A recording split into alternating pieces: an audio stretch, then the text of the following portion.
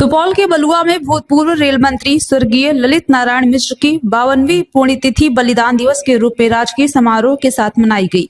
इस मौके पर सुपौल सांसद दिलेश्वर कामत, एमएलसी अजय कुमार सिंह, जिला अधिकारी एवं जिला पुलिस पदाधिकारी के अलावा इलाके के गणमान्य लोग शामिल हुए। इस मौके पर अतिथियों ने दिवंगत नेता स्वर्गीय ललित बाबू के समाधि स्थल पर उनके प्रतिमा पर माल्यार्पण कर उन्हें श्रद्धांजलि अर्पित की, जिसके बाद इस अवसर पर आयोजित समारोह में शामिल हुए। कार्यक्रम में वक्ताओं ने स्वर्गीय ललित बाबू के द्वारा इलाके के विकास को लेकर किए गए कार्यों की सराहना की और कहा कि आज ललित बाबू का सपना साकार हो रहा है। वहीं सांसद दिलेश्वर कामत ने कहा कि ललित बाबू का सपना साकार करना हम लोगों का कर्तव्य है।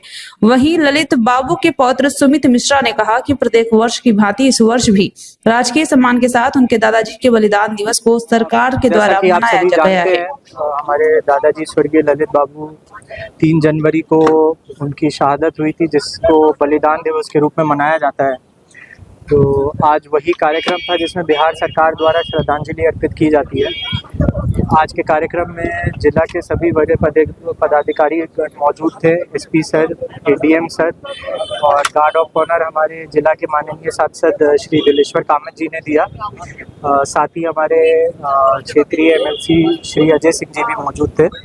और हर वर्ष की तरह 3 जनवरी का इतिहास रहा है कि आज का दिन बहुत ही कड़कड़ाती ठंड रहती है।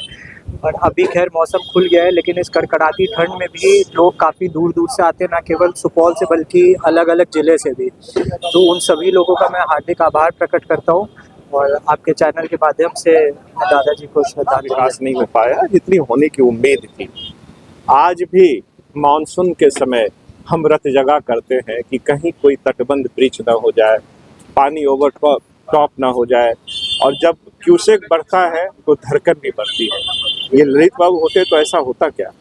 हम लोग उनकी पुण्यतिथि मनाने के लिए जमा हुए हैं और हम बिहार सरकार से मांग करते हैं कि हर खेत में बालू निकालें, हर खेत को उर्वरक मिले, और जो ललित बाबू ने जो सपना देखा था, ये 36 रेल परियोजनाएं जो पेंडिंग है, जिसके सर्वेक्षण का उन्होंने स्वीकृति दिलवाई थी, वो सारे परियोजना धरती पर उतरे।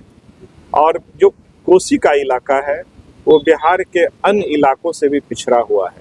तो मैं उम्मीद करता हूं, आपके माध्यम से मांग करता हूं मुख्यमंत्री महोदय से कि बिहार के इस इलाके को, इस उर्वर इलाके को कम से कम आबाद किया जाए, पटना की तरह, मुजफ्फरपुर की तरह। स्मार्ट सिटी में कोसी का एक भी शहर नहीं लिया गया, क्यों नहीं लिया गया?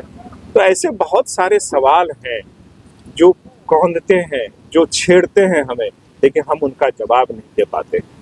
अब आप देख लीजिए कि मैथिली को उन्होंने साहित्य अकादमी की सूची में ललित बाबू ने शामिल कराया, और मैथिली अकादमी की क्या हालत है, वो बंद पड़ा हुआ है, एक भी स्टाफ नहीं है। इस बार सदन में मैं इस पर भी चर्चा करूंगा, लेकिन मैं तो यही कहता हूं कि अब लोग कॉलेज की बिल्डिंग के लिए लड़ें, स्कूल में टीचर के लिए लड़ें, क्लासेज हो उनके लिए लड़ें।